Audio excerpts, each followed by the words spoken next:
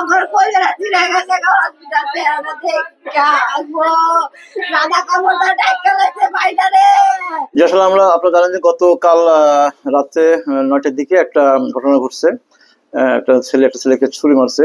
তো আমি সংবাদ পাওয়ার সঙ্গে সঙ্গে আমরা সবাই ঘটনাস্থলে যাই।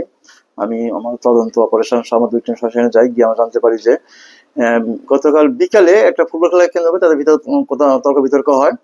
তার বিকালে একটা সে এক পর্যায়ে শেষ হয়ে চলে যায় তারা।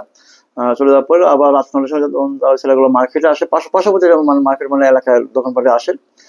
তখন তারা বলে এই দোকানে কেন আসছিস, এই তখন আবার তর্ক বিতর্ক শুরু হয়। হলে ওই যে যে ডিসিস্ট তাকে ওই মোজাম্মেল একটা পিঠে চাকু মারলে তাকে মেডিকেল নিয়ে যায়, তারপর ছেলেটা মারা যায় আর কি।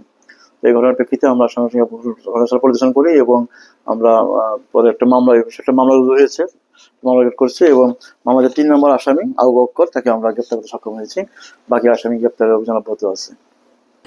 এত কষ্টের ভাই কেমনে তোরা মারলি নিরয়ের মতো বাইরা মালাই তৈছ একটা দোকানদার বাইরে তুললে এগোর কি জীবত নাই বাপ ভাই কিছুই আছিস না, ২-১ জন